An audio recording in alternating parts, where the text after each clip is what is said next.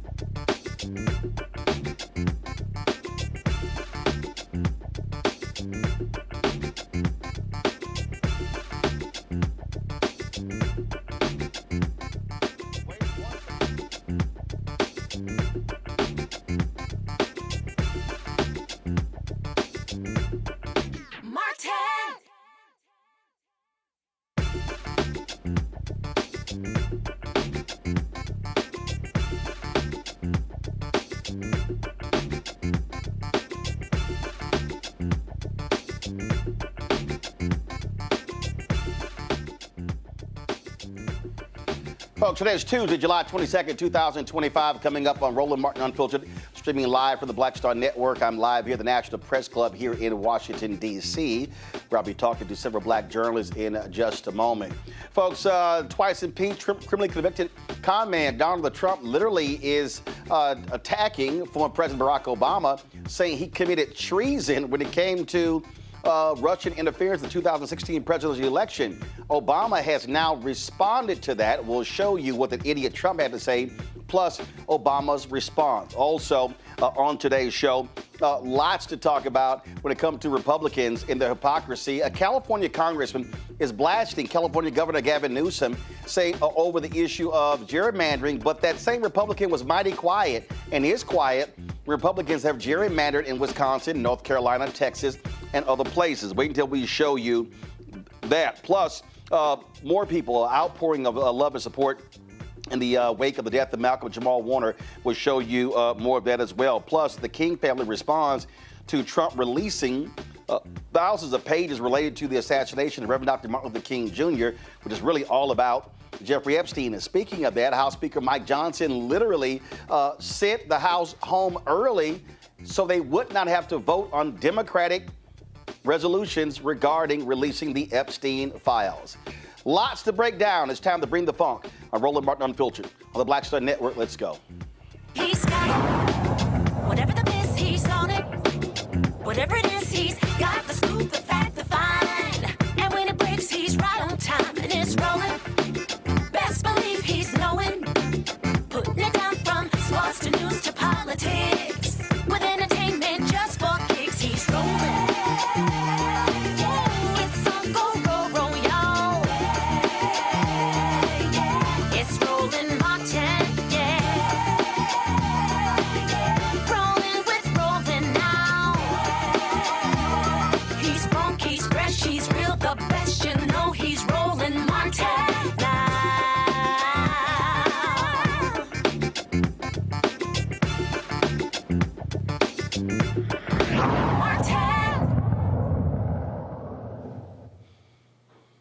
Folks, an idiot was talking in the Oval Office today, and that is Donald Trump. He literally attacked former President Barack Obama, saying he committed treason as related to the Russian interference in the 2016 presidential election. Now, Tulsi Gabbard, who leads the Office of Director of Intelligence, whatever the hell her title is, she issued this so-called explosive report detailing how it was all made up. That's a lie. Her report is literally a lie. The Republicans released their own report. Then Senator Marco Rubio, Trump's Secretary of State, was on that committee when they released the same report. Well, listen to what this fool Trump said today.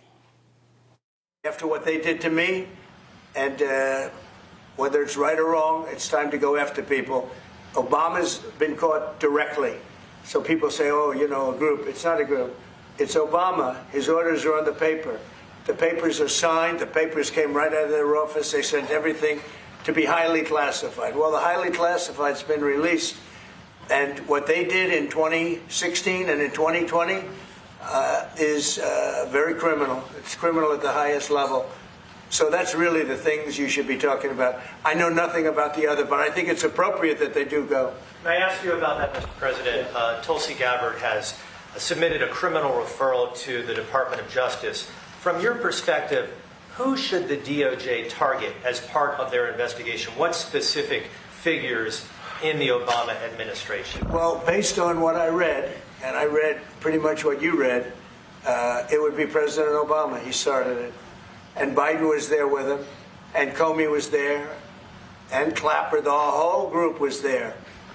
Brennan, they were all there in a room. Right here, this was the room. This is much more beautiful than it was then, but that's okay. I have nice pictures up. They came out of the vaults. They were in there for 100 years. This is much more beautiful. We have the Declaration of Independence now in the room, which wasn't here. I guess people didn't feel too good about putting it here, but I do. But you know what? If you look at those papers, they have them stone cold, and it was President Obama. It wasn't lots of people all over the place. It was them too. But the leader of the gang was President Obama, Barack Hussein Obama. Have you heard of him? And except for the fact that he gets shielded by the press for his entire life. That's the one they, look, he's guilty. It's not a question, you know, I like to say, let's give it time. It's there, he's guilty. This was treason. This was every word you can think of. They tried to steal the election. They tried to obfuscate the election.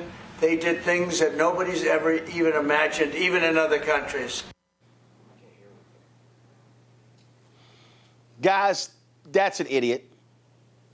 That's literally an idiot you saw talking. To sit here and say that he committed treason, that's just dumb. Okay, but let's just be real clear. They are desperately trying to deflect from Jeffrey Epstein. They can't stand the fact that the right has been going bonkers over this. So what does Trump do? He comes out, oh my God, it's all Obama, and they did this to me, and oh, I'm such a victim.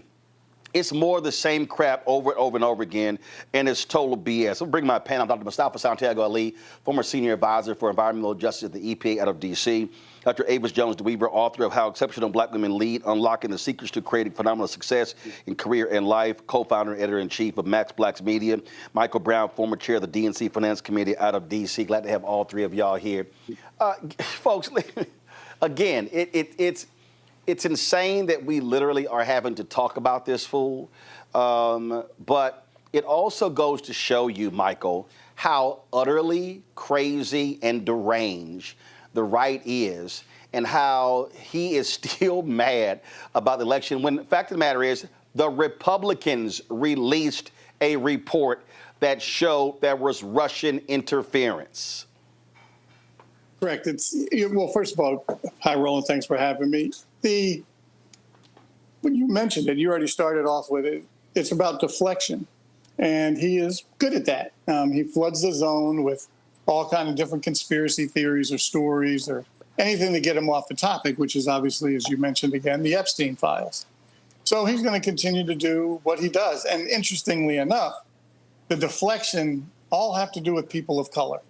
That obviously Dr. Martin Luther King's papers or reports yesterday. Now he's accusing Obama of something. So of nonsense, by the way. But nonetheless, this is what he does. He's going to continue to do it. Even his own base is revolting because they're furious that they lied about, oh, there's so much here. We'll release it when we're back in the White House. They haven't done it. So I know it's they like to say promises made. But from my standpoint, it's promises made, promises broken. We still have wars going all across the world. Prices of food have not gone down like he promised. So now it's just another thing, and this will continue. It is laughable having to listen to this fool, Avis, to watch this fool in the Oval Office. And you got the president of the Philippines sitting right there, and he's looking like a dumbass embarrassing the country. Yeah, well, you know, if there's one thing we can count on him being able to do, it's to look like a dumbass and embarrass the country. That he's a savant when it comes to that. I will say with this specific deflection, absolutely, that's exactly what it is. I do find it funny, though, that he is focusing once again on Barack Obama. I guess he's thinking, okay, I know who my base is. They may not like me right now, but damn it, they're racist. Okay. A whole bunch of them are racist. And I want to sort of point them in the direction of Barack Hussein Obama because we know that they hate him. Okay, he's going to try it. He's going to try it. The sad situation, though, is, you know, there are crazies out there. And, you know, this is the type of thing that increases the likelihood of attempts at violence. But once again, he doesn't care. He doesn't care who he puts in harm's way. He doesn't care how many lies he has to make up. He will do whatever he can do to deflect from the fact that he himself is a sexual predator and he was associated with a sexual predator. And he wants to be able to have his base somehow no longer pay attention to the fact that he spent years talking about when he gets in office, he's going to release the Epstein list, which he now claims doesn't exist. And so until he makes that makes sense to his own base, I think it's going to be hard for him to be able to wrangle away from this bind that he's gotten himself in. I don't care how many black people he throws up as a distraction to try to get them to turn on the black guy instead of paying attention to what he's done. Yeah, I mean, it's hilarious, Mustafa. I mean, they think this is going to happen. That's how desperate they are. And they literally think that this is going to do the trick. And it's not. Sorry, your guy's an idiot. And he was the one palling around with Epstein, not anybody else. It was Trump, and they can't stand that. And he's mad the story won't go away. So he's like, let's see, Obama, treason, bring the Redskins back. I mean, he's trying everything. Hey, man, you were the one who was kicking it with Epstein and the young girls. Yeah, without a doubt. You know, first of all, put some respect on Obama's name, because he at least was an honorable man. He's not a perfect man, but, you know, compared between him and Trump, you know, even people who don't like President Obama, who might be on the right side of the equation, can see the difference that exists there. Right now, everybody knows that Trump is crazy as a bed bug, to quote my auntie when she describes people who just do stupid stuff and say stupid stuff just for attention. You know, T.S. Eliot back in, I think it was like 1936, he had a poem one time, and it was called Distracted by Distractions by Distraction. And what he meant by that is that individuals who don't want you to see their mess, who don't want you to see all the negative things that they've done, will continue to try to distract you and take attention away from the things that they've done. So that's exactly what's going on in this moment. He is trying to distract folks. He's having a difficult time because the issues that are in front of him are very serious. When you talk about someone being a pedophile, when you talk about someone sex trafficking, you know, most people in this country find that abhorrent, and they also want to know who was on the list. So no matter what he does, no matter what he throws up against the wall and expects to stick, even blame it on the black guy, which has always been part of their playbook, it's not going to work this time, because people want to know who was on the list and who's still walking around out there who hurt young girls and women. Absolutely. We're going to go to a break. We come back. Wait till I show y'all what House Speaker Mike Johnson did. They are so scared to death of this issue that Johnson said, you know what, I'm just going to send y'all home early for the summer break, because we don't want to vote on the Democrats' amendments about releasing the Epstein files. That's how deathly afraid they are of this issue. You're watching Roland Martin Unfiltered right here on the Black Star Network. On a next, A Balanced Life with me, Dr. Jackie, we're talking about leveling up, or to put it another way, living your very best life. How to take a bold step forward that'll rock your world. Leveling up is different for everybody. You know, I think we fall into this trap, which often gets us stuck, because we're looking at someone else's level up journey, what leveling up means to them. For some, it might be a business venture. For some, it might be a relationship situation, but it's different for everybody. It's all a part of A Balanced Life. That's next on Black Star Network. On the next Get Wealthy with me, Deborah Owens, America's Wealth Coach, Black Americans have 1/10 the wealth of their white counterparts. But how did we get here? It's a huge gap. Well, that's why we need to know the history and what we need to do to turn our income into wealth. Financial author and journalist Rodney Brooks joins us to tell us exactly what we need to do to achieve financial success. You can't talk about why we are, as Black people, where we are, unless you talk about how we got here. Bridging the gap and getting wealthy, only on Black Star Network. This is Essence Atkins. Mr. Love King of R&B, Raheem Devon. It's me, Sherry Shepard, and you know what you watch. You're watching Roland Martin Unfiltered.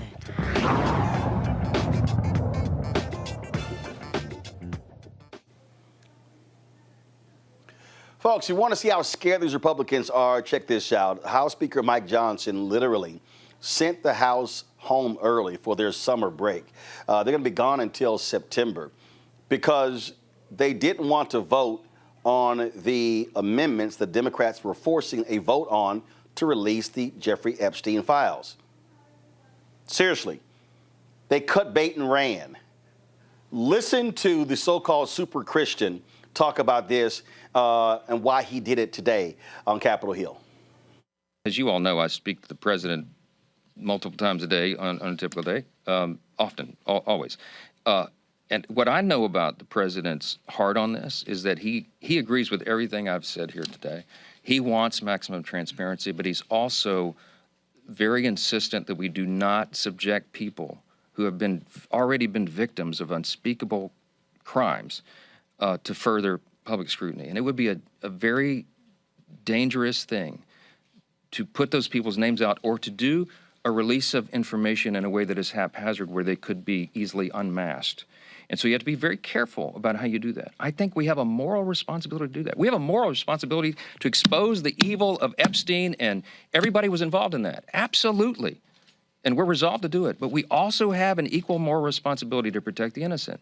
And that is a fine needle to thread. And we could all give ourselves easy political cover and come out and do something in a haphazard fashion, but I would not be able to sleep at night because I know our legal responsibility. I understand what the legal standard is, but more than that, the moral standard, okay? So we're going to do this, and we're going to do it expeditiously. We're going to do it the right way. What is popular isn't always right, and what is right isn't always popular. I had an 8th grade teacher tell me that one time. I carried it with me my whole life. We're going to do the right thing here. And the American people at the end will see that we did that in the right way and on the right timetable. Right thing in the right timetable? That's hilarious, Avis. Yeah, it is hilarious, and it is so disingenuous. I mean, does he think we're idiots? I mean, really, does he think we're stupid? In what planet would we believe that Trump actually gives a damn about victims? Like, really? We're supposed to believe he had this conversation with Trump and he told him, in essence, I want to protect women. The man who bragged about grabbing women by the genitals cares about that? I mean, really? This is the most asinine explanation I have ever heard in my life. And clearly he's doing this because he knows that they don't have a leg to stand on when it comes to this issue. And far be it from him allow the party to get called out to the fact that they don't want to bring in any sort of specific information that would allow them to determine what's actually going on here. So, you know, he wants to make it sound like they're being chivalrous, but we know who we're talking about. We know exactly the type of man that Donald Trump is. He has never shown any sort of moral fortitude when it comes to protecting women in any way, shape, or form.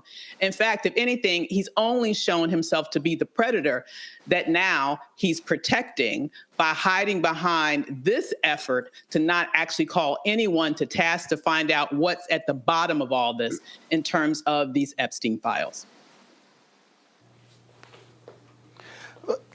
So here's what I find to be just hilarious about all of this, Mustafa, is, again, the super Christian himself, Mike Johnson. His, oh, you know, I don't like this. But they're just scared. And what gets me is I thought this is the party of family values. Why is it they're so afraid to release everything? They love talking about release everything about Russia and the so-called hoax. Release everything. We're not going to release everything. This is like, oh, we need to protect the victims. What's the last count, Mustafa? 22 different women have come out publicly and talked about what happened to them. So what exactly new names have to be protected? There are none that we know of course. You know, when the speaker, you know, makes those ridiculous statements, I think about the words of Ida B. Wells when she said the way to right wrongs is to turn the light of truth on them. So if you're serious about making sure that truth is being told and that we're addressing these impacts that have happened to these women and girls, then turn the light on, right? Make sure that you are releasing this information. Here's the other thing, Roland, is really interesting. So they ran on this particular issue as a part of their platform. So if you're running on something, that would mean on day one, you should already be putting together, you know, the elements that are necessary to move forward, whether it is in the House or the Senate or what's going on in the White House. So there's something that is foul in relationship to what's going on. The last thing I'll say, and I'm sure some people will have something to say about it, and that's all right, is that we got a whole lot of faux Christians running around, F-A-U-X, who don't live up to the values that the Bible teaches. So, you know, they just need to stop faking the funk. They need to also understand that this is not going away. And that they are going to have to address it, because it doesn't matter if you're talking about folks in Appalachia, they talking about this. They want to know what's going on. Folks down south want to know what's going on. Folks in the Midwest want to know what's going on. And folks on the West Coast want to know what's going on. So no matter where you go in this country, you are not going to be able to escape the accountability that folks are asking for, both Democrats, Republicans, and independents. Michael, Obama did release a statement saying, out of respect for the office of the presidency, our office does not normally dignify the constant nonsense and misinformation flowing out of this White House with a response. But these claims are outrageous enough to merit one. These bizarre allegations are ridiculous in a weak attempt at distraction. Michael, here's what Democrats should do. This is how, okay, so they come back in September, introduce amendments again. And then in October, do it again. In November and December, in January and February, I would completely shut the House down. I would say ain't nothing moving until we vote on these amendments, to piss Mike Johnson off, to piss all the Republicans off every single month. Because, see, I just believe the same thing in the Senate. After Cory Booker and all of them walked out of the Judiciary Committee, they're going to push through the nomination of Emil Bove. And you know what I say do? Okay, that's what y'all want to do? Not a problem. Guess what we're going to do? We're going to shut everything down. Democrats do not get ahead, to me, if they play nice. This is where you go hardcore and you hit them with everything. Agreed completely. As you and I have talked about on several occasions, kind of sick and tired of bringing a knife to a gunfight.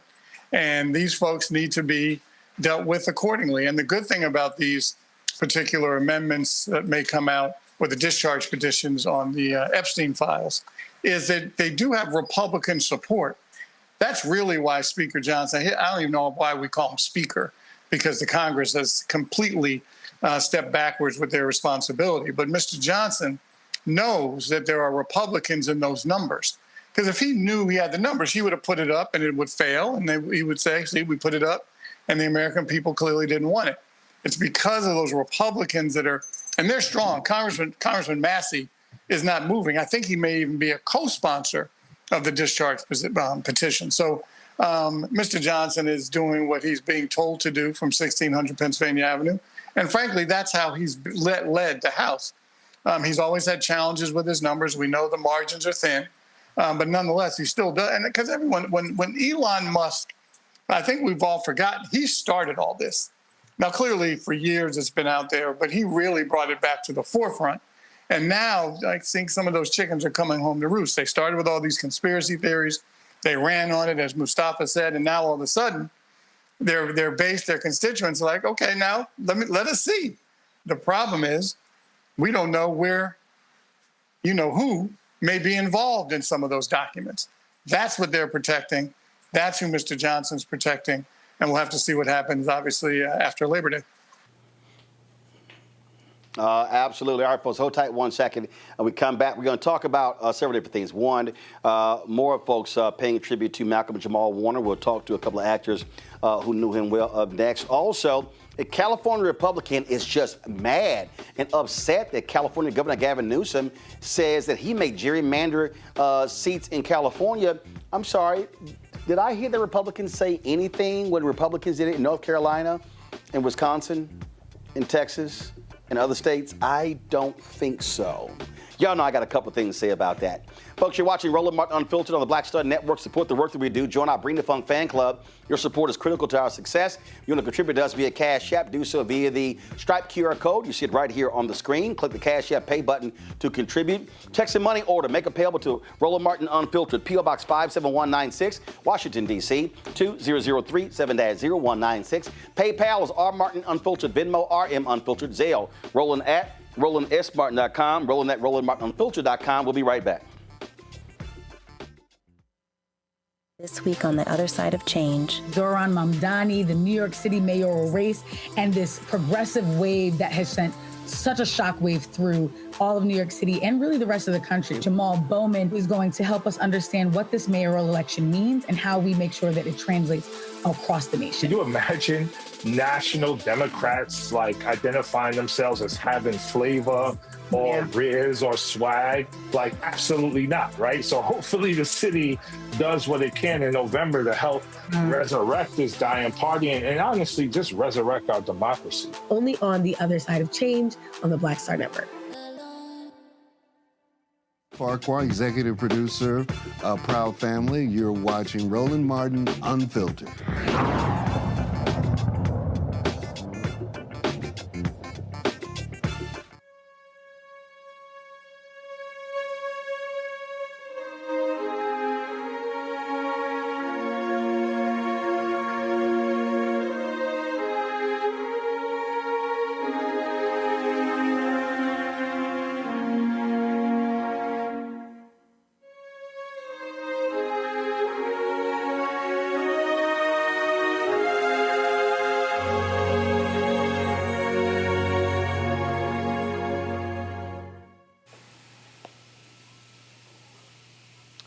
Folks, officials in Costa Rica say what took place with Malcolm Jamal Warner is that they got a distress call that two men were in the water and were struggling. When paramedics arrived, they pulled one man out of the water who was in critical condition, raced him to the hospital. The other man, unfortunately, had already died. That man was Malcolm Jamal Warner. Tributes continue to pour in as folks all across the country and the world talk about what he meant, the impact as well. A couple of people joining us right now who work with him, who knew him. Dondre Whitfield is an actor. Brianna Davis is an actor, writer, and producer. Glad to have both of them on the show right now.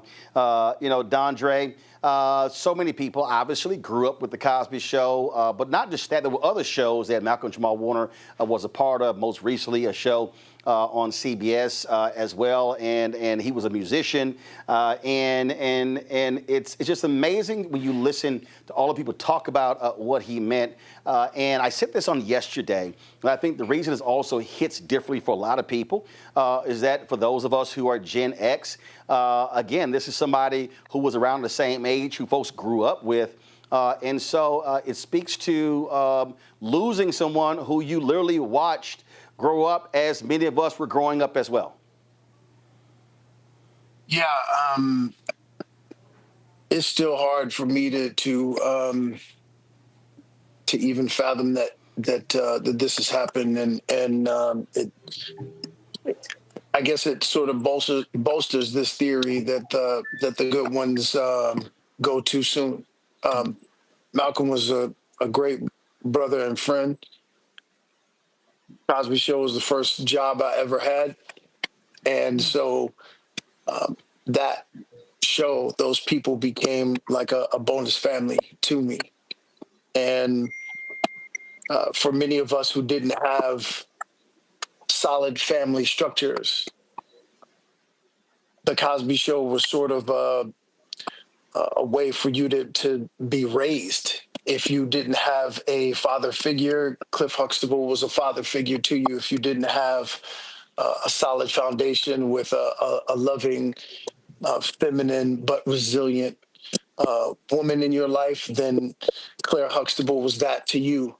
And Theo Huxtable was like the brother to all of us. And it is just devastating. I shed a lot of tears yesterday, even this morning, out at my son's golf tournament. But I shed tears not just for my own selfish reasons in my own loss, but the loss of a wife who he protected from the industry, from the limelight, and then an 8-year-old daughter who is, as a daughter, your father is the first love of your life. And so just being devastated by the fact that she's lost the first love of her life at 8 years old is just devastating. point you make there, he purposely did not reveal his wife and his daughter as well, because he, to your point, he wanted to be extremely private. Because to a lot of people in entertainment, they always talk about their family. He didn't want to do that. Brianna, share your relationship with Malcolm Jamal Warner. How far did they go back? Yeah, so I don't want to sit here and say that I knew him personally really well, but I did have the opportunity over the last few years to work with him on 2 projects. I worked with him first during COVID on The Resident, and then I worked with him a couple of years later on The Wonder Years, where he played my father. We both guest starred on that episode. And during that time, I was still a student at Spelman College and a young actress, balancing the life of school and pursuing my career. And on both occasions, I just remember him being so genuine, so humble, so wise and graceful and generous. And both moments left lasting imprints on me. And he just talked to me a lot about books and documentaries. I was working on my major in documentary filmmaking. And we just had a great time working together. And he was one of those individuals where sometimes in this industry, it's rare to find a light. It's rare to find genuine, humble people who have been in the game 40 plus, 50 plus, 60 plus years. And he was one of those lights. He was one of those lights. And he was one of those people that is so well-rounded as a creative. And out of anything, this has taught me, because as Andre said, this has been a very tough thing to process, even in my generation. And it's been very tough to process, but he has taught me life is too short. And God has put so much in a lot of us as far as creativity and to create things and not being put in a box. So now is the time to just create. You got to get it out of you. You got to get it out there, whether somebody sees the work or not. You just got to create and always be a student of life and of the craft. So I'm praying for his family and his village. Dondre, you talked about being on the Cosby Show, and again, a lot of people sort of lock people in time. And there was an interview that I saw that he did in May with Melissa Ford, and she asked him about legacy.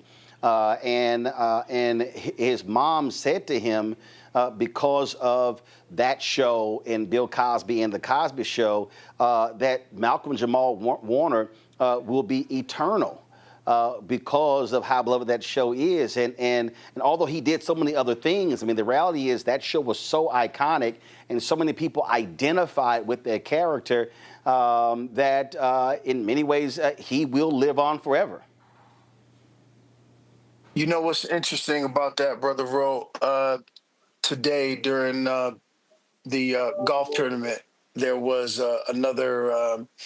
a young man playing with in my son's group, and his father came up to me and said, "You know, brother, I've been wanting to tell you this for about the last 3 holes, and what you all did doing that show impacted my life to the extent that as a child of foster care, if I didn't have that show, I wouldn't have become the man that I ultimately became."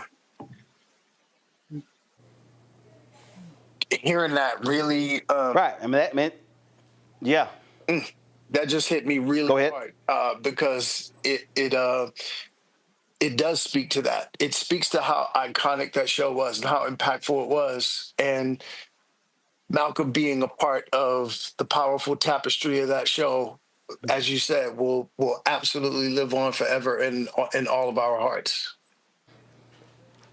Adriana, he obviously was in this business at a very early age. And as someone on the young side of your career, I take it you were really listening intently to that advice on how to navigate this industry that can be very treacherous for someone young. Absolutely, absolutely. And at that time, well, actually both times, my mother would come on set with me, and he said something to her. This was during COVID, and we were outside of the trailers just talking and whatnot. And he told my mother, he said, "You know, you remind me of my mother." so you're doing something right. And even just talking with her and how that stuck with her for a long time. And as I'm navigating my own career now and really trying to stay true to who I am as a creative, again, he's one of those individuals that I wholeheartedly look up to. And yeah, when you're in the room with greatness, when you're in the room with people who carry themselves with such talent and humility, you have to listen. You have to listen. So it was a lot of listening, and he was open to sharing, which is very important. Dondre, final comment. I lost a great brother. We all lost a great man, and I'm proud to have had this beautiful friendship, and this loss just activates my purpose in a more profound way, and I look to honor my brother with the work that I do in my purpose work. Dondre Whitfield, Adriana Davis, I appreciate both of y'all being on the show, sharing your thoughts and reflections about Malcolm Jamal Warner. Thank you, Ro. Thanks a bunch. To my panelists, give you the opportunity to weigh in as well. Mustafa, you first. You know, he was a good human. You know, I only met him a couple of times. The first time was back in the 90s. And he just had a maturity about himself. And watching him over the years care about, you know, students and young people and HBCUs and people's health, and being willing to, you know, utilize his platform to stand up in all those issues says a lot about who he was. And I think if any of us can leave this planet and people say you are a good human, then you did something right. Avis? Exactly right. I echo everything that Mustafa said. In addition to that, I would just say he was someone who carried himself with pride. He was someone who shared our culture and our history with the world, not only via his acting, but also via his own artistry in terms of his poetry, his music. He was a Renaissance man, a modern day Renaissance man who cared about people, who was someone we can all be proud of, who was a loving human being. I know that his daughter and wife, I just feel such deep sorrow for them. But I have to say, he was someone that so many of us loved. And if we did not know him personally, the reality is that he still touched the lives of millions with his positivity, strength, and pride. And that is a legacy worth remembering. Michael. I, like Mustafa, have met Malcolm Jamal Warner a couple of times in the late 90s and early 2000s. And what impressed me the most about when you meet any kind of celebrity is how are they carrying themselves around without, when they either meet you or when you watch them meet other people. And he was just like, you know, just regular old person, no pretenses with him.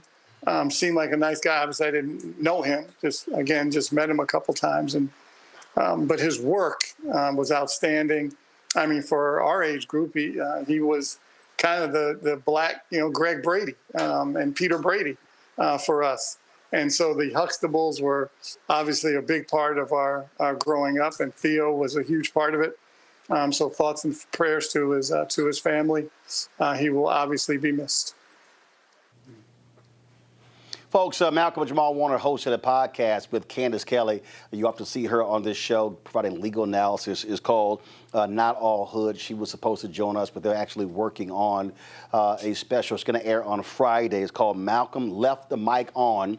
They say, want to hear your voice. It says, as we gather in community to reflect, share, and speak on the impact Malcolm had in our lives, whether you knew him personally or felt connected through his work, your story matters. Join the conversation. We're holding a space to honor the light he carried and the legacy he leaves behind. Let's remember together. That's going to be a live virtual event taking place Friday from 7 to 9 p.m. Eastern. So we certainly look forward to that. Folks, going to go to a break. We come back. We're going to chat with some black female journalists here at the National Press Club about the future of media. We're going to also talk about gerrymandering in California. Wait till I show you what this Republican said. But it's amazing how he's been so quiet about Republican gerrymandering all across the country. You're watching Roland Martin Unfiltered right here on the Black Star Network. On the next, A Balanced Life with me, Dr. Jackie, we're talking about leveling up, or to put it another way, living your very best life.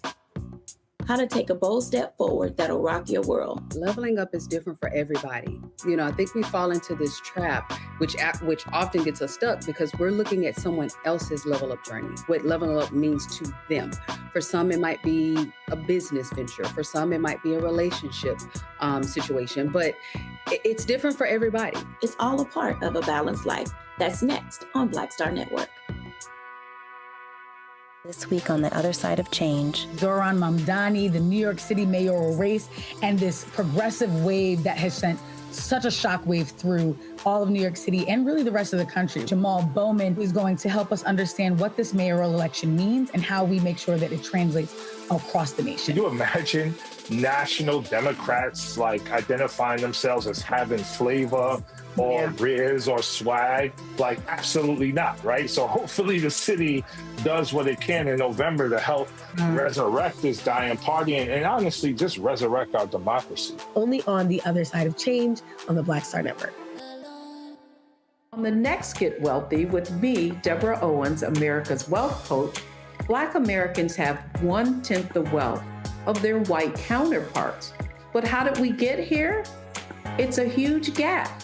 Well, that's why we need to know the history and what we need to do to turn our income into wealth. Financial author and journalist Rodney Brooks joins us to tell us exactly what we need to do to achieve financial success. You can't talk about why we are, as Black people, where we are, unless you talk about how we got here. Bridging the Gap and Getting Wealthy, only on Black Star Network.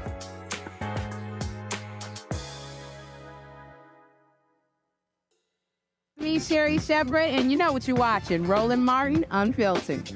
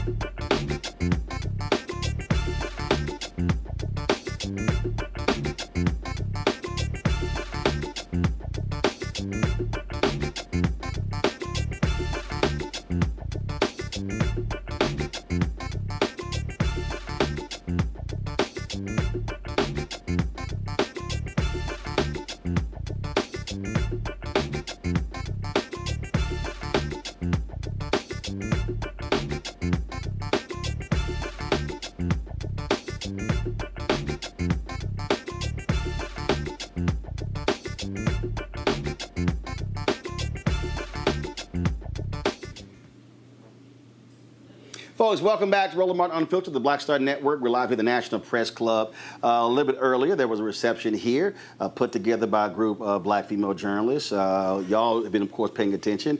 National Association of Black Journalists. We've got our elections taking place. Right now, folks, actually voting happens right now.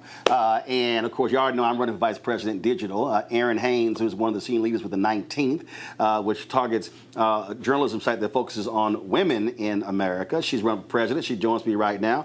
Erin, what's happening? Listen, we are out here. Thanks so much for being here. Thanks so much for standing with me to take NABJ into our next 50 years, because it is time. First, before we get to NABJ, let's talk about just where this industry is and how insane it is. You've got media companies that are being sued, doing settlements with Trump. You've got folks left and right who are making, to me, just crazy decisions. We've got contraction. We've got all these sort of different things happening. But the biggest thing is we got an industry that's actually scared to swing, scared to actually focus on truth because everybody's afraid that Trump might tweet and talk about him. Yeah, I mean, look, journalism is under attack. You know that. The truth is under attack. Black America is under attack. Black journalists are under attack. And we need somebody that's going to be a fighter who's going to say, no, this is not acceptable. The truth matters in a healthy democracy. And so who is speaking up for that? No matter who says that it doesn't matter, we must be the ones that say that it does matter, that our stories are part of what makes more of an honest and accurate record of who and where we are as a country. Why can't we just say that even? In fact, the other day, I saw something that just tripped me out. So the New York Times had this headline about, oh, everybody's moved on, Trump from Epstein. I'm going, I'm sorry. According to who? Yeah, they really? Newsflash, no, they have not. No, they are not, right? But like, who's going to point to that, or who's going to say, oh, wait, what is it really about for this administration to release MLK's records from the FBI? Like, what is that about? Like, why are we talking about that right now when clearly so much of the country is still focused on trying to get accountability and transparency on this story that has captured so much of America that the President of the United States literally is a part of, right? Like, we have folks, we have black journalists, we have others that are continuing to ask those questions right now. The whole point there when you talk about the black journalism part, what we're also seeing is we're seeing the shift in this industry. Yeah. In terms of what's happening with digital. And I keep telling everybody, stop saying that it's newspaper, television, radio. No, the entire industry is now digital. Yeah, everywhere. Been digital. Yeah, been digital. And you are somebody that knows that. You have been on the forefront of that shift. And now, you know, here you are. You've got this platform. You are reaching our audiences as a trusted messenger to folks.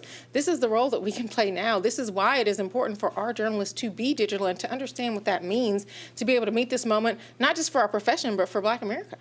Talk about the 19th. For folks who have no idea what that is, talk about that. Thank you for asking. Listen, the 19th is a news platform that I helped start 5 years ago because we knew that the news industry was too male and too pale, and we needed to do this differently. So we start the 19th in 2020 to tell a different story around gender, politics, and power. Now, it's a nonprofit or for-profit? It is a nonprofit newsroom with a diverse funding model because we know we cannot be beholden to corporate, the corporations that we need to hold accountable and frankly, that have shown that they do not prioritize our audiences, women, people of color, LGBTQ plus people who have been historically marginalized in this democracy. Those are the people that we want to center. And so figuring out how we can create a sustainable model to really be able to tell their story, to tell a real story about who and where we are as a country, like that is why we started the 19th. Now, being on journalism side is one thing, but having to raise money is a whole different ballgame. Amen. Yeah. Listen, editor-at-large means I wear a lot of hats at the 19th. And so one of those, is making sure that we have the money to be a sustainable organization.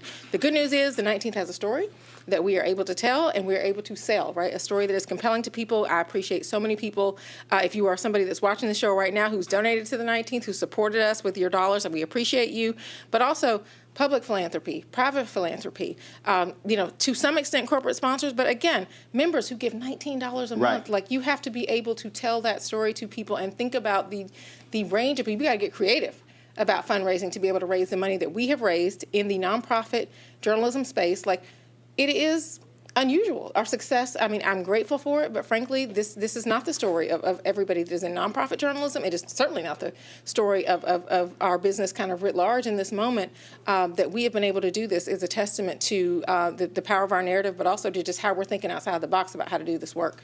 This is the 50th anniversary of the National Association of Black Journalists, and you couldn't tell outside of the organization if the world even knows that, which makes no sense to me, which is a huge reason why we're also running. Absolutely. And it drives me crazy because we should be not just celebrating, but laying out to people the critical role that black journalists play right now. And frankly, our organization is MIA. Listen, this is not something that you should know about just because you and I are running, to be the next iteration of leadership in the organization, or something that people learn about because they've seen it on convention literature. Like, this is our 50th birthday, and we are also at a crossroads for our profession and for our people. Like, we have a story to tell right now. You could not have a better narrative going into our 50th birthday, right? The opportunity, but also the peril that we are facing as black journalists. We should be telling that story. We matter more than ever, and also we can be moving forward into our next 50 years in the bold, visionary spirit of those 44 founders that came together in 1975 and said, no, what is happening now is not acceptable. Our stories matter, our journalists matter, and we are going to say that loudly and boldly in this industry and in this country. Well, especially at a time when you see the attacks on DEI. Absolutely. Corporations are pulling back funds, and they know, hey, Trump's there 3.5 more years. We don't have to do any of this stuff, which means that black organizations have to be even more focused on what our agenda is. When I say black organizations, I mean NABJ, NAACP, Urban League, all across the board. In coalition, too, right? I mean, look, black advocacy organizations and folks who are being targeted with the attacks against diversity, equity, and inclusion, and let's call it what it is, right? Because this was something that folks were in favor of just a few years ago. Now they're turning away. Why is that acceptable? It shouldn't be acceptable, and also there is strength in numbers, right? You and I have sat down, we've talked to Mark Morial about, at the National Urban League about what that kind of strength in numbers can look like when not only NABJ says the attack on journalism, on black journalism is unacceptable. National Urban League echoes that. NAACP echoes that. Because guess what? It's you today and it's going to be us tomorrow, and we all have to stand together to say no and to push back against any attempts to silence our voices and to silence our representation. Absolutely. So, folks, if you're an NABJ member, you can vote right now online. So you should. Well, what was it? What the email is from? What is it? Aaron for NABJ.com. No reply at something because it's not an NABJ extension. You're getting the newsletter. No. But it's Aaron for NABJ.com. Aaron for NABJ at gmail.com. Reach out to me if you're getting. I have a free newsletter I put out every single week talking about what I'm going to do for the organization, and because we have to be transparent too, right? Like that's important. We're a journalism organization. We got to let people know what we're doing and what we're going to do for them. But folks, again, you can vote right now. Now. Voting takes place through August 8th, I think. Yeah. So y'all can vote right now. So we and tell 3 more people to vote too. Yeah, absolutely. So don't be lazy. And absolutely, because y'all know we believe in voting and everything else. So we're going to do a switch right now because I'm going to talk to Jackie Jones. So Jackie is the dean at Morgan State University. Jackie, come on over here. At Morgan State, and just stand right there next to Aaron. And you get to hold the mic while Jackie talking. Jackie can hold it. Jackie, you can just step right there. You can step right there. Listen. So Jackie, the point Aaron was making there, when we talk about what's happening right now in this country, HBCUs are impacted. But this is a time more than ever when you've got to have strong black journalists telling our stories. Absolutely, and they need to understand the whole history of what we do, right? Because I think so many of our students come in with no clue. And they think, oh, I just want to stand in front of a camera. They even tell me now, this blew me away, I don't want to be a journalist, I want to be a storyteller. I said, what do you think we do? Right. Whose stories are we telling? But what that tells me, because words are important, and if they think that journalists don't tell stories, now we've got an even bigger problem than we think. And we have to get them to understand that that's how you get the information out, by telling the stories of people impacted by the things that happen to them.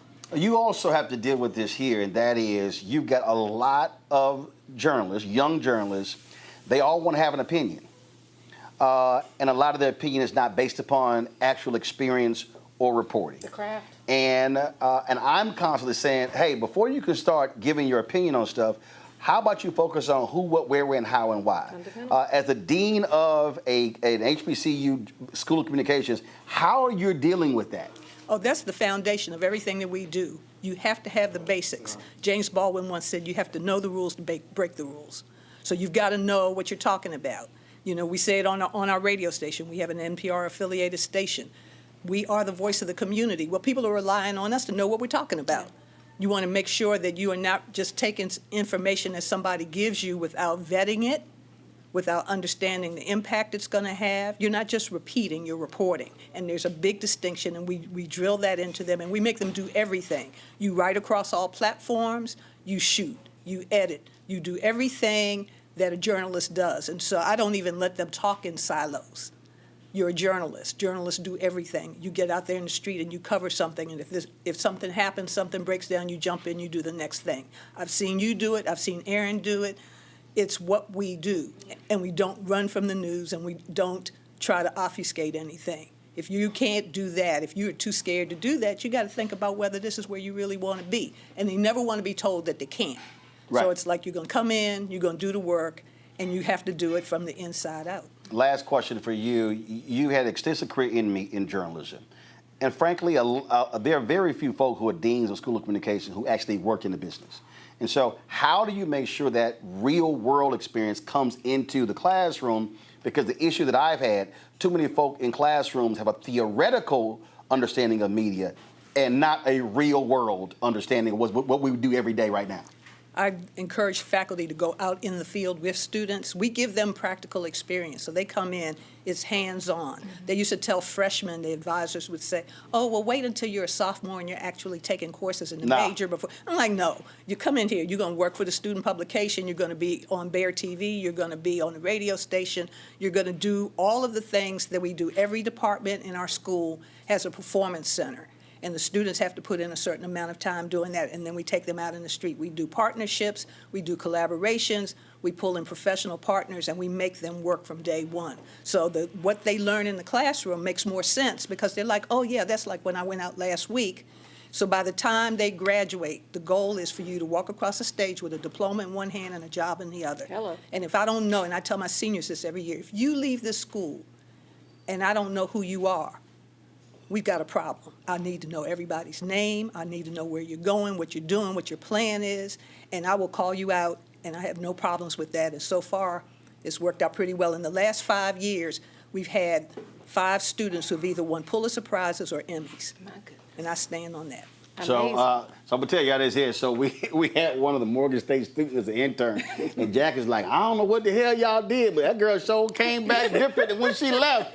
Cause right, them 10 weeks, she went through the paces. Yeah, when she came in, I said, well, how was it working for Mr. Martin? She said, oh my God, I was so scared every day. I said, well, that's good for you. That's how it's supposed to be. Like having Wheaties for breakfast every day. That's it. Jackie, we appreciate it. Thank you. Aaron, just talk about what you want to do as president for HBCUs, and then I'm gonna bring in Sheila Brooks. So Jackie, you can go and step out. Sheila, come on, step in. So while Aaron is talking, then I'm gonna introduce Sheila. Go ahead. Yeah, I mean, look, so I'm already doing it at the 19th. We've got a fellowship for HBCUs, making sure that we create that pipeline. Yeah, you were talking about it earlier, the reception. Yeah. You said it's fully paid. Fully paid. Benefits.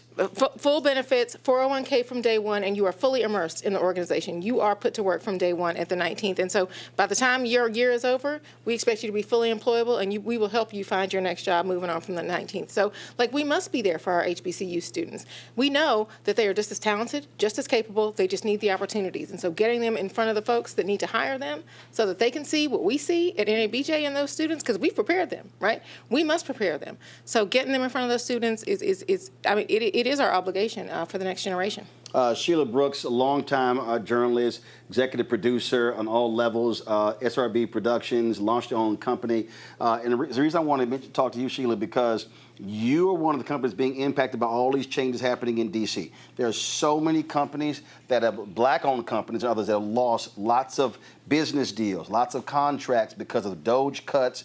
And when your business is based upon government contracts, federal, state, county, city, the climate we're in has completely disrupted companies like yours. It absolutely has. And one thing as business owners, we had to start looking at this last year. It didn't just happen in January. You had to see it coming. We saw it coming. We had to be visionary. And we saw it when it was all happening in corporate America, and corporate America was cutting back on many of their contracts.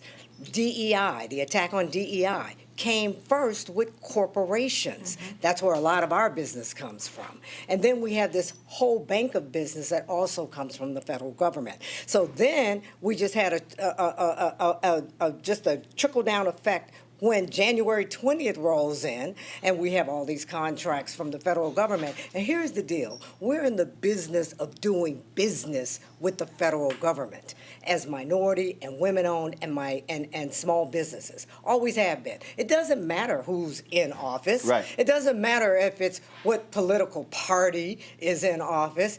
We are in the business of doing business. Well, the issue you have right now is that Trump wants to get rid of the $37 billion DBE program.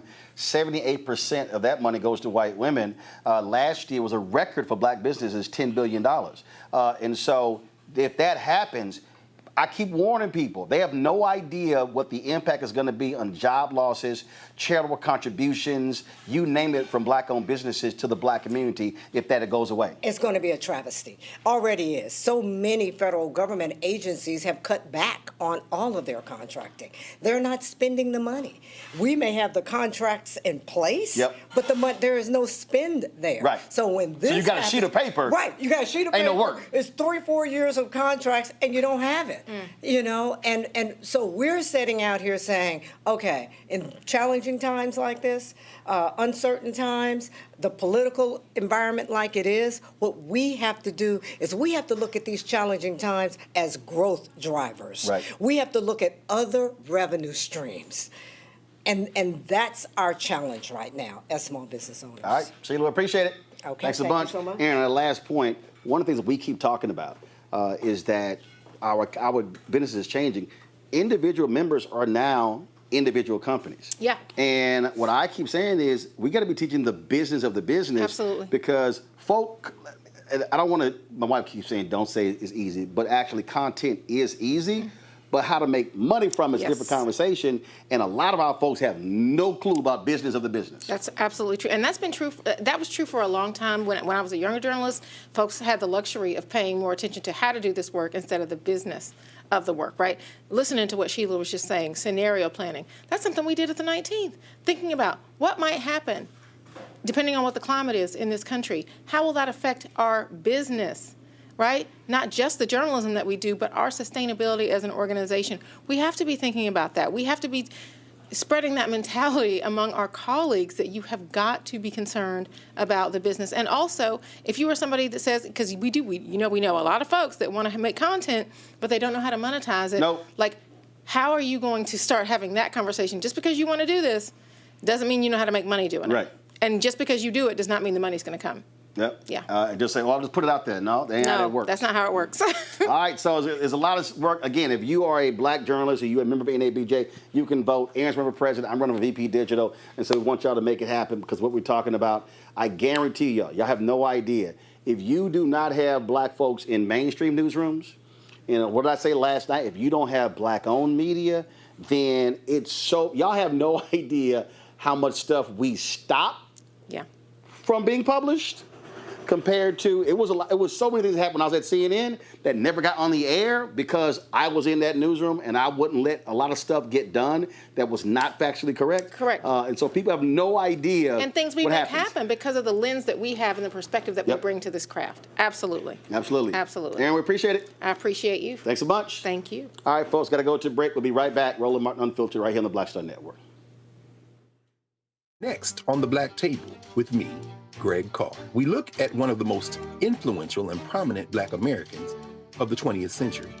His work literally changed the world. Among other things, he played a major role in creating the United Nations. He was the first African American and first person of color to win the Nobel Peace Prize. And yet today, he is hardly a household name.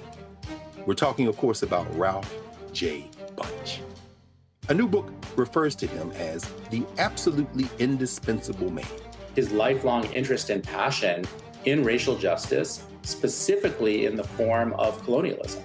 And he saw his work as an activist and advocate for the Black community here in the United States as just the other side of the coin of his work trying to roll back European empire in Africa. Author Cal Rostiala will join us to share his incredible story.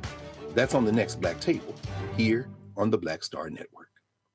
This week on The Other Side of Change. Zohran Mamdani, the New York City mayoral race, and this progressive wave that has sent such a shockwave through all of New York City and really the rest of the country. Jamal Bowman is going to help us understand what this mayoral election means and how we make sure that it translates across the nation. Can you imagine national Democrats like identifying themselves as having flavor or riz or swag? Like, absolutely not, right? So hopefully the city does what it can in November to help resurrect this dying party and honestly just resurrect our democracy. Only on The Other Side of Change on the Black Star Network.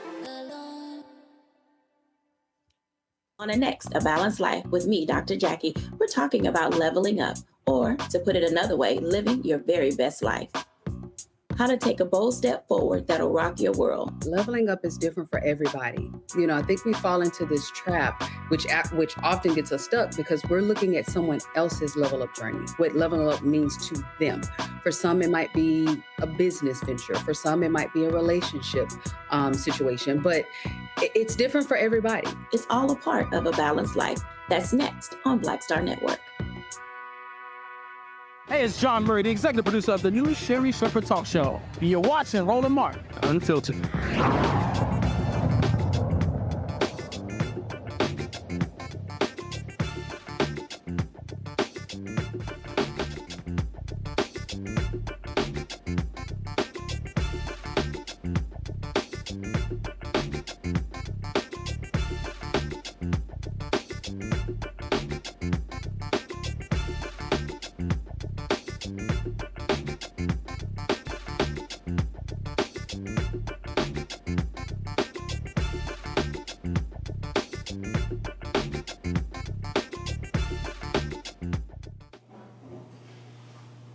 All right, folks, y'all want a good laugh? So Republicans are now criticizing California Gavin Newsom because he said that if Texas gerrymanders 5 seats and they knock out Democrats, he's going to do the exact same thing in California. Listen to this California congressman going on one of these conservative outlets, whining and complaining. This is hilarious. I think it's pretty farcical for Hakeem Jeffries to say that he just wants things to be fair. What he wants is to be speaker, and he's willing to take any measures that he sees as facilitating that goal. What we have playing out in California is we already have an independent, nonpartisan redistricting commission that was established by voters through a democratic process. And now the governor of the state, Gavin Newsom, is talking about trying to override the will of voters and abolish that commission and replace its maps with those drawn by himself and the supermajority legislature. And what they're talking about, by the way, is trying to wipe out 6 of the 9 seats that Republicans currently have in Congress. So what would that mean? It would mean that California's congressional representation would be 3 Republicans and 49 Democrats. So we'd have fewer than 6% of the congressional seats, even though Republicans get over 40% of the vote in statewide elections. I'm not sure that sounds very fair to me, to use Leader Jeffries' term. Well, let's talk more about Hakeem Jeffries there, Congressman. He says what they're going to do is fair. What the GOP is going to do, especially in Texas, is only at the bidding of President Trump.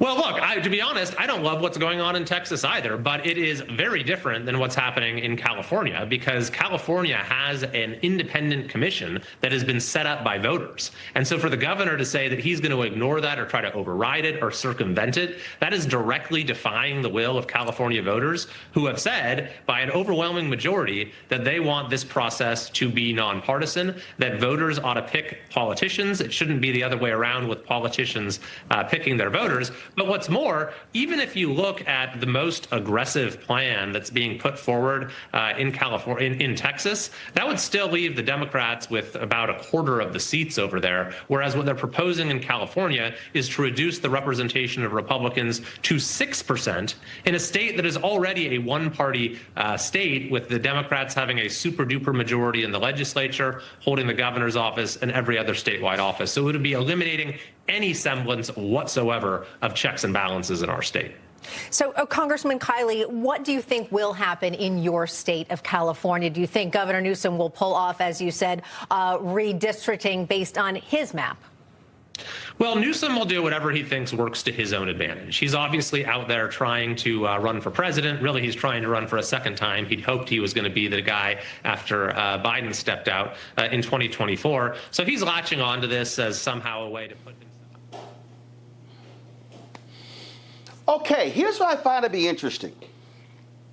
In November, Democrats won the governor's mansion, lieutenant governor's race. This is in North Carolina. Governor's race, lieutenant governor's race, secretary of state, attorney general, and a seat on the Supreme Court. Yeah, on the congressional level, Republicans have a 10-3 majority. Do y'all know why? Because the Republicans gerrymandered North Carolina. It used to be 7-7, 7 Democrats, 7 Republicans. They controlled the legislature. They changed it for a 10-3 majority. Oh, I'm sorry. How many seats do the GOP control the House right now? 4, right there in North Carolina. Oh, I'm sorry. This is the same congressman. He was tweeting about, oh, well, if 41% of Californians voted for Republican.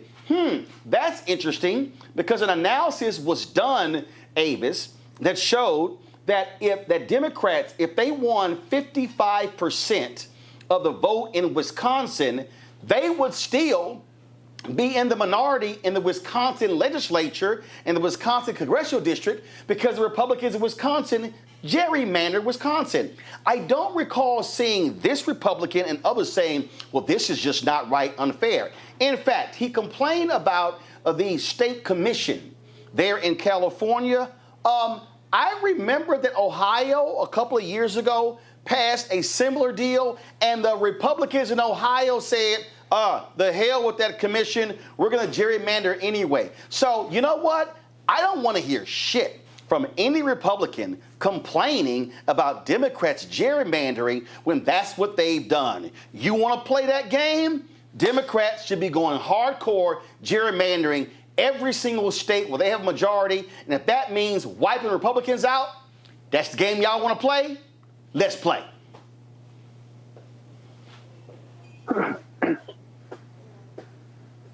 I agree. What's baffling to me is that it took so damn long. I mean, come on. This is something, particularly in the House, that has been going on in an egregious manner in several states to benefit the Republicans for years.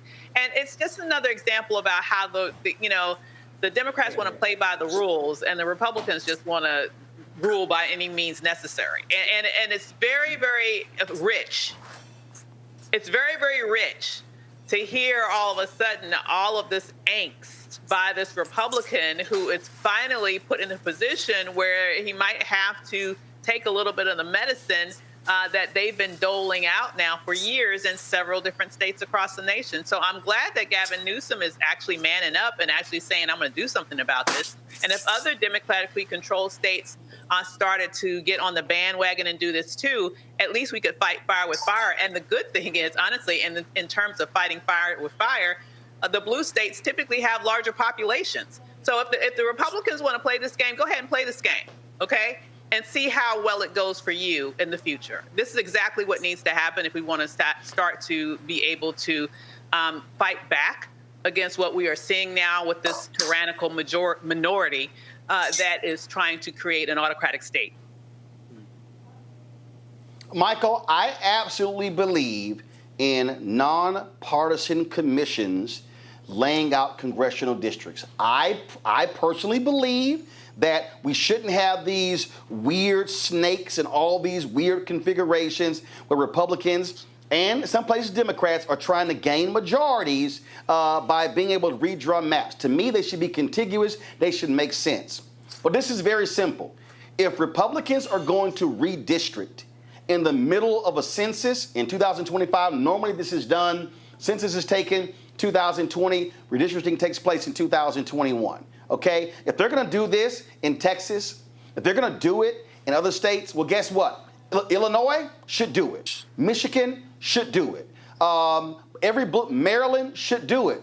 And listen, what Gavin Newsom is saying, okay, y'all want to go there? Not a problem. I can do it too.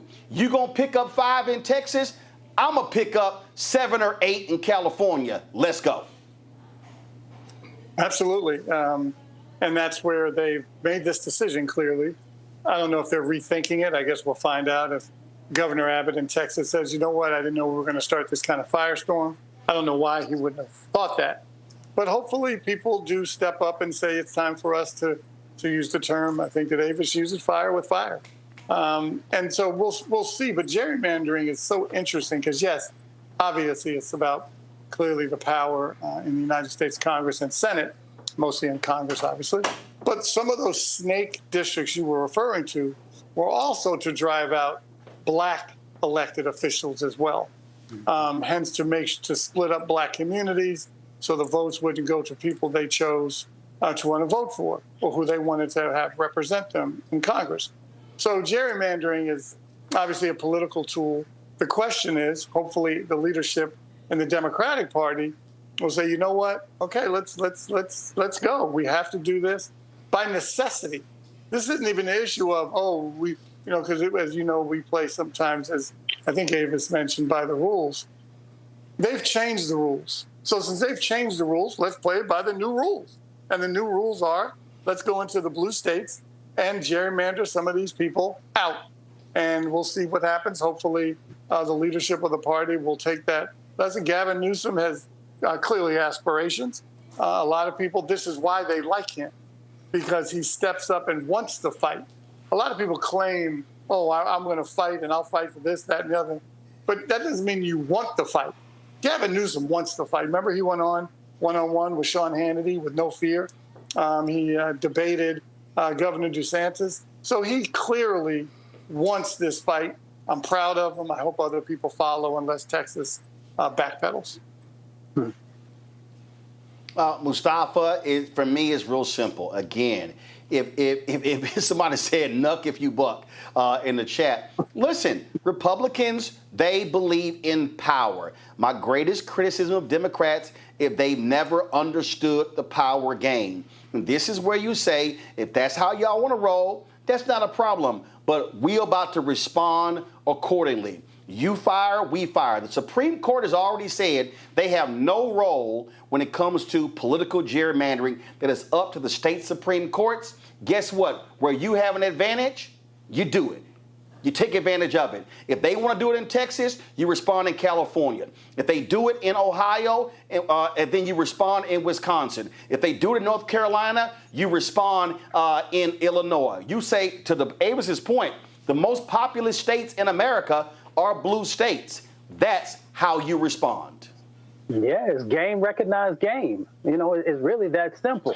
If you got power, then you're going to use it. If you really want to make sure that this country heals and this country becomes more equitable and continues to grow, then we've got to change the dynamics that are going on. Michael laid it out. The gerrymandering, redistricting, all these different types of things, tools that people have used to disempower black folks, to hold on to power for themselves, to move resources into their communities and to leave them out of the communities that needed them the most, is all tied to these sets of actions. So as my grandmother says, you have power unless you give it away. I hope Democrats finally start to understand how this game actually is playing out in the 21st century. And I hope one day that we can get back to nonpartisan commissions, but we're not living in that moment right now. Folks, going to a quick break. We come back. We're going to talk about these corrupt sheriffs in Louisiana, and also Brett Hankerson, the cop convicted in the shooting of Breonna Taylor. Judge sentences him to prison. Yeah, we're going to talk about that too. You're watching Roland Unfiltered on the Black Star Network.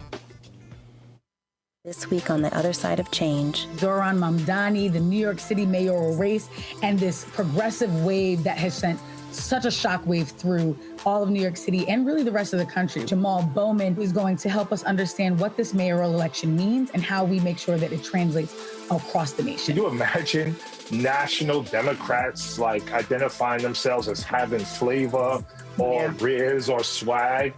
Absolutely not, right? So hopefully the city does what it can in November to help resurrect this dying party and honestly just resurrect our democracy. Only on The Other Side of Change on the Black Star Network. I am Tommy Davidson. I play Oscar on Proud Family, Louder and Prouder. Right now, I'm rolling with Roland Martin, unfiltered, uncut, unplugged, and undamn believable. You hear me? And it.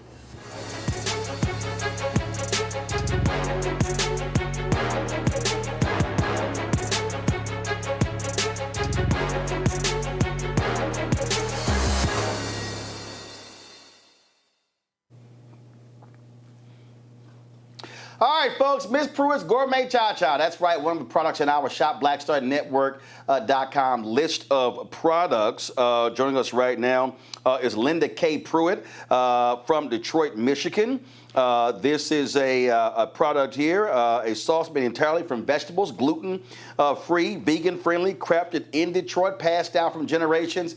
How many generations? Where did this recipe start in your family lineage? Thank you so much for the invitation. So, Ma Pruitt, my mother-in-law, gave me the recipe and told me to go and tell the world about cha-cha. I started because I had this small business class, and I was telling my husband about it, and I said I got this great idea for a small business. He said, no way, you gotta start selling cha-cha. I was like, what's cha-cha? It's an authentic Southern cuisine. It's a relish condiment sauce. You got to talk to my mother about this cha-cha. She's going to tell you about it. It's a great history, rich history. So Ma Pruitt, my mother-in-law, and I sat down, and she talked about cha-cha. She gave me the history lesson about cha-cha. She told me that cha-cha. So it's a relish. Hold on, yes. It's a relish. It's a relish condiment sauce. Yes. Okay. All right. Yeah. So got it. And what is it put on? Is it put on bread?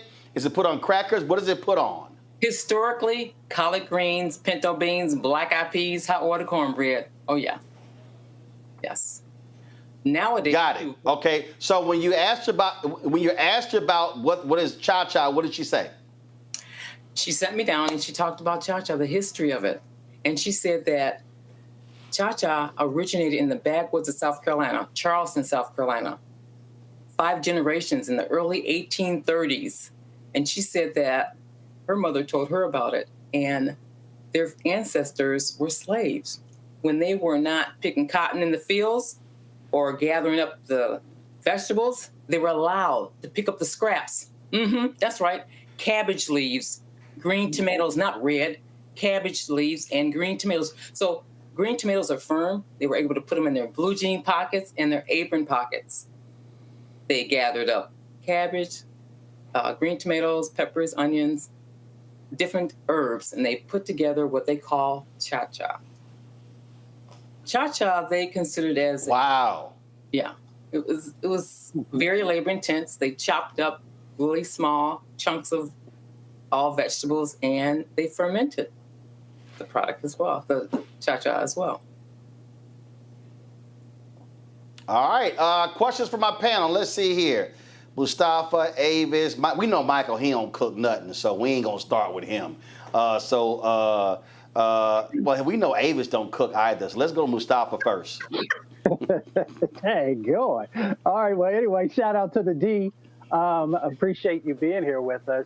Quick question. So, a lot of folks are now focusing on healthier lifestyles and healthier diets. Can you talk a little bit about your product and how it helps us? Cha-cha is plant-based. It's all vegetables, gluten-free, keto-friendly, and it's very natural in that it has no preservatives, none at all. There's no yellow dye, number 5 dye in it at all. It's made with apple cider vinegar, and it's pickling spice, and it's very natural, all plant-based, unlike others, that have chemicals. Mrs. Pruitt's Gourmet Cha-Cha does not. All right, Avis. Okay, so now that Roland has called me out as being a non-cooker, okay, but I do eat, okay, and I love. You know I ain't lying, Avis. You know you don't cook. I have a very limited repertoire, okay? That's what I say. I cook, but a very limited repertoire. That said, I do love soul food. And so I love to eat. And soul food is my favorite cuisine. So I have never heard of cha-cha. However, I do know that I think some of the best chefs in the world are based in South Carolina. So can you tell me a little bit more about just how is cha-cha something that is very particular to South Carolinian soul food cuisine, or is this something that can be found all over the South? So Ma Pruitt told me, when she told me about cha-cha, she said that it originated in where she's from, South Carolina, but cha-cha is always known as an authentic Southern classic cuisine. And she said that it was not only Southern, but when they migrated from the South to the North, they bought all their vegetables and ingredients to the North. Cha-cha as they came back, to the North. So it is a Southern cuisine, a Southern classic cuisine. And when I was doing my research, I did not find a whole lot of information about cha-cha. And so I kept doing more and more research, and I learned so much about cha-cha from Ma Pruitt. Because there's very little information out there about it. Michael. Thank you, Roland, for your incorrect introduction. I can burn for your information, but maybe one day I shall do that for you. My question is... Man, Michael, don't nobody believe you can cook. Go on ahead. You probably a microwave king. My question is, my sister-in-law is a vegan and cooks very well. She tries to make it as flavorful as possible. As a carnivore, how can she attract me more to some of her cuisine? What are some of your tips for her to attract, I guess, people like me? She's done cauliflower steaks, which she seasons up. She gives me a steak knife. So how else can she satisfy the carnivores of the world? Oh, I'm so glad you asked me that question, because cha-cha is plant-based, and vegans love cha-cha. It really enhances the flavor in tofu, any kind of vegetables. I love it on a veggie burger, and any kind of soups, salads. It really enhances the flavor of whatever they're eating as a snack, meal. It's amazing in terms of enhancing the flavor. Oh yeah, for sure. And I know you'll mention it. How do we get your products? Where are they? Yeah, online. Michael, we got that. Michael, we got that. Okay, Michael. You get one question, Michael. That's it. We know you can't cook, but you get one question. All right, y'all. If y'all want to get Miss Pruitt's Gourmet Cha-Cha, go to shopblackstarnetwork.com. You see the product right there. It's among the other products that are on our news desk. But if you go to our website, shopblackstarnetwork.com, you can get the products with the other Black-owned products that we have on there. Linda K. Pruitt, we certainly appreciate it. Thank you so very much. And I look forward to testing this out when I get back in the studio. Thanks so much for the invitation. Thank you. Appreciate it. Thanks a bunch. All right, folks, quick break, final two stories, and then we're out. Back on Roland Martin Unfiltered in a moment. Next on the Black Table with me, Greg Carr, we look at one of the most influential and prominent Black Americans of the 20th century. His work literally changed the world. Among other things, he played a major role in creating the United Nations. He was the first African American and first person of color to win the Nobel Peace Prize. And yet today, he is hardly a household name. We're talking, of course, about Ralph J. Bunche. A new book refers to him as the absolutely indispensable man. His lifelong interest and passion in racial justice, specifically in the form of colonialism. And he saw his work as an activist and advocate for the Black community here in the United States as just the other side of the coin of his work trying to roll back European empire in Africa. Author Cal Rastiala will join us to share his incredible story. That's on the next Black Table, here on the Black Star Network. What's up, y'all? This is Wendell Haskins, a.k.a. Win Hogan at the Original T Golf Classic. And you know I watch Roland Martin Unfiltered.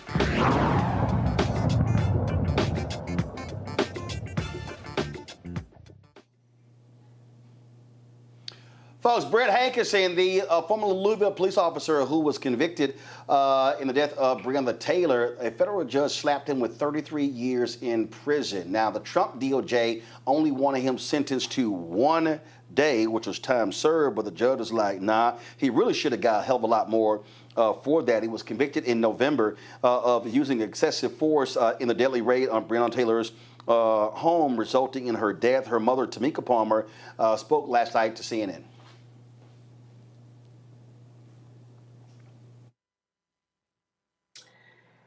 It wasn't justice, but I got essentially what I started out for, which was jail time. So it's a start. When you heard the prosecution say 1 day, what went through your mind? I couldn't understand why he was there. I from the moment it started, I felt as if he should have been sitting next to Brett Hankerson. The prosecutor, you mean? The whole. Yes, absolutely. Is that what you meant? Because there was a moment you said. So, I'm sorry, Tamika. There was a moment you said something like outside the courthouse, there was no prosecution for us. Is that what you meant? You didn't have an advocate? Absolutely. That's exactly what I meant. He advocated for Brett the whole time. Like, there was no advocacy for the family, for any of the victims. It was him literally there to make sure Brett got the least amount of time as possible. Did the prosecution ever speak with you or meet with you leading up to today's sentencing? No, he didn't know who I was when he even came over to address us. Really? No, I've never spoke with him. Like I said, he came over to speak with us. He didn't know who I was. That's a damn shame, Avis. The bottom line is the Trump Department of Justice, they don't give a damn about victims. They are there to protect cops.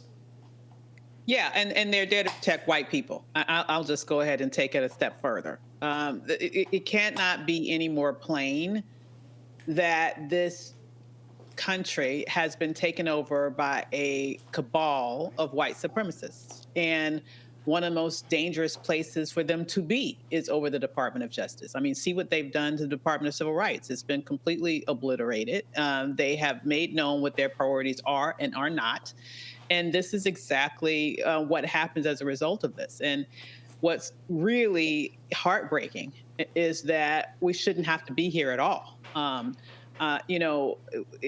This murder should never have happened in the first place. And then on the other side of this, to have insult to injury by disrespecting the family in that way is just completely unforgivable.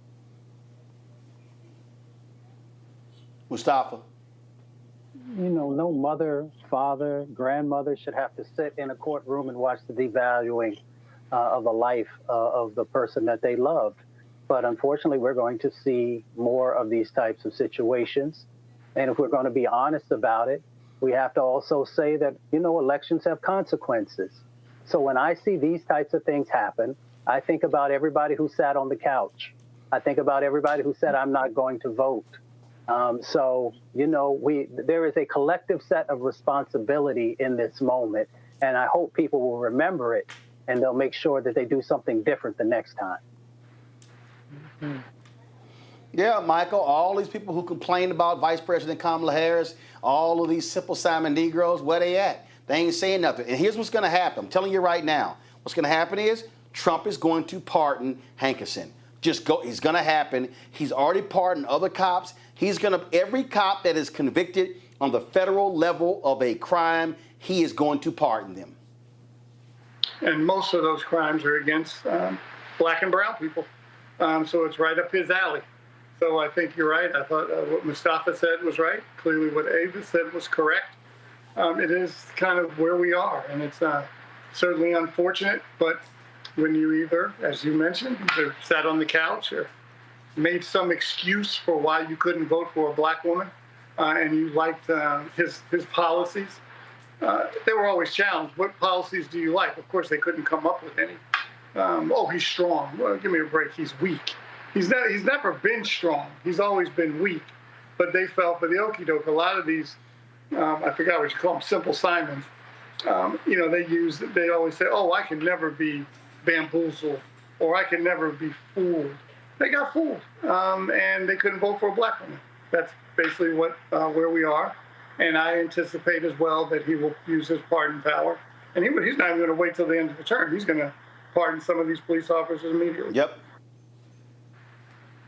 Absolutely. Let's stay on the theme of thug cops. In Louisiana, federal prosecutors unveiled a sweeping indictment against 5 individuals, including 4 law enforcement officers, for a scheme to defraud the U.S. immigration system. What they did was they actually pushed forward these fraudulent reports where signed by cops that allow foreign nationals and their family members to remain in the United States under false pretenses. Here is the federal prosecutor laying out the indictment. These unsealed indictments announced today send a clear message that whether you carry a badge or a business license, those who engage in criminal activities will be held accountable. In addition to the businessmen, 4 of the defendants are law enforcement officers who were entrusted to uphold the moral principles and values expected of those who carry a badge. When a businessman becomes the architect of a criminal scheme and law enforcement officials help carry it out, public trust erodes at every level. Visa fraud poses significant risk to individuals, public safety, and national security. False visas can facilitate illegal activities in the United States, including financial crime, crimes of violence, narcotics, human trafficking, etc. IRS criminal investigation special agents, along with our state and local partners, will not allow financial crime and immigration fraud to be hidden under the cloak of legitimacy. With both law enforcement and financial investigation expertise, IRS criminal investigation special agents are uniquely qualified to collaborate with our federal, state, and local partners with these types of cases by following the money. IRS criminal investigation special agents work diligently with our federal, state, and local law enforcement partners to hold both business professional and the participatory law enforcement officials accountable. Rooting out public corruption remains one of IRS criminal investigation's highest priorities. Folks, this is crazy. Chandrakant Patel, businessman and Subway restaurant owner. Chad Doyle, Oakdale Police Chief. Michael Freck Slaney, Oakdale City Marshal. Glenn Dixon, Forest Hill Police Chief. Tebow Omeshea, former police chief of Glen Mora. That's four chiefs. What the hell is going on in Louisiana, Mustafa? There must be something in the water. Maybe they need to stop polluting the water down there and people won't lose their damn minds. But, you know, you got pay to play. That's exactly what's going on in this situation. You know, you break somebody off and then they take care of you. So, you know, and the other thing that happens in this situation is when you got dirty cops, when you got bad cops, it makes it extremely difficult for those who are trying to do the right thing, to serve and protect in an honorable way. So, you know, you got to lock folks up. You got to call it out. You got to put a spotlight on it because we know that most folks have a real difficult time in trusting whether it's the local cop who's walking the block or a federal agent. So you just can't allow dirtiness to be in the system. And these are indeed dirty cops, Avis. Absolutely. I mean, that's corruption, classic corruption. And, you know, my hope is that they will get the fullest extent of the law. But, you know, we'll just have to see. I mean, we will have to see. At this point, I don't even know what to expect to happen at the end of the day in this country anymore. But let's hope that they will get the punishment that they deserve. Michael, knowing Trump, he'll make them ICE agents. And also what's interesting, when you have a Justice Department like the United States has now, under normal circumstances, the Justice Department would obviously have an investigation to see if it runs even deeper within those ranks. That's clearly not going to happen. It's again unfortunate, but we keep saying it. Mustafa says it. I say it all the time. Roland, I've heard you say it. Avis, I've heard you say it.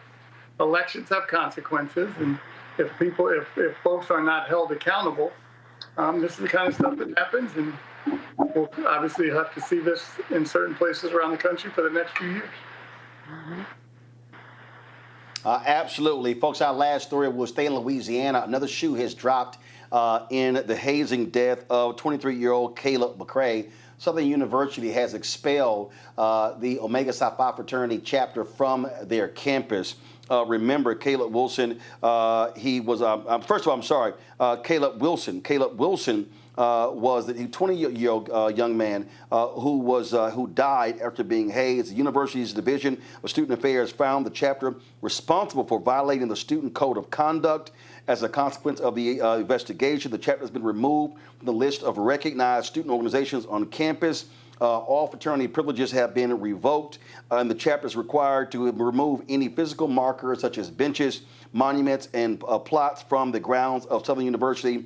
23-year-old Caleb McCray has been charged with criminal hazing and manslaughter in connection with Wilson's death. And Omega Psi Phi had already moved and removed those individuals involved in hazing as members of the organization. And so, look, when I was at the Alpha Convention last week, I had several brothers stop me and said, "Hey, man, we appreciate your comments when it comes to hazing." And I said, I don't care what it is. I said, I'll call out any fraternity, whether it's mine or others, because the reality is we should not be sending young brothers and sisters home in body bags because folks haze. And Mustafa, you're an Alpha. Avis, you're an AKA. Michael, you are an Omega. And the reality is, listen, all of our organizations must take a hard stance. And anybody who is a member, whether you are a undergrad or you're a grad chapter, if you're hazing, I'm sorry, I want your punk ass out of the organization because it's all unacceptable.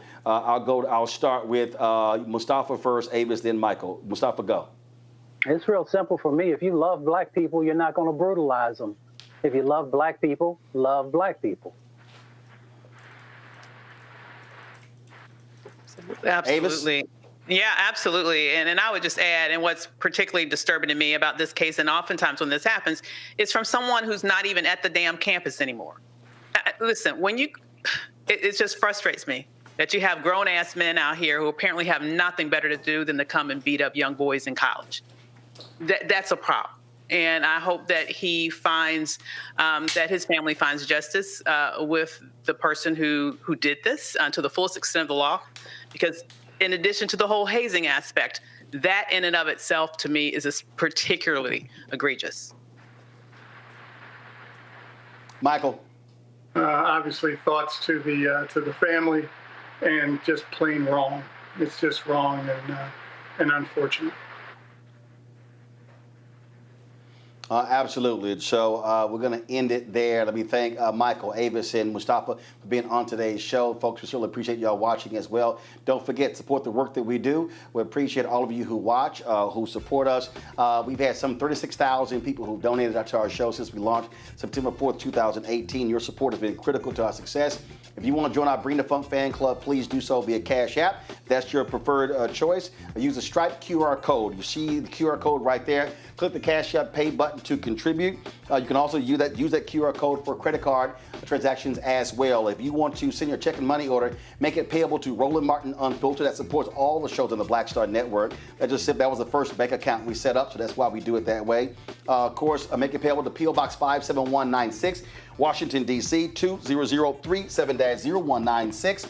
PayPal is R Martin Unfiltered, Venmo RM Unfiltered, Zelle, Roland at RolandSMartin.com, Roland at RolandMartinUnfiltered.com. Download the Black Star Network app, Apple phone, Android phone, Apple TV, Android TV, Roku, Amazon Fire TV, Xbox One, Samsung Smart TV. Of course, get my book, White Fear, How the Browning of America is Making White Folks Lose Their Minds, available at bookstores nationwide. Be sure to get our Roland Martin Unfiltered Black Star Network swag. our T-shirts, our mugs, our hats, you name it, all that sort of stuff. We have a new vendor. Go to shopblackstarnetwork.com. You can get it there. If you had any issues ordering before with custom spraying, send us an email so we can help get your product back. And of course, don't forget, we want you to download the app Fanbase, get Fanbase, download the app, and also, if you want to participate in their Series A fundraise, $12.7 million has already been raised. The goal is $17 million. Go to startengine.com/fanbase. Folks, that's it for us, broadcasting live here at the National Press Club in Washington, D.C. Don't forget, if you're an NABJ member, vote for Aaron Haynes for president. Vote for me for vice president digital. Vote for Raylan Johnson for vice president broadcast. You can vote online right now through August 8th. Folks, I'll see y'all tomorrow back in studio right here. Roland Martin Unfiltered on the Black Star Network. Holla! Downtown for Truth Talks.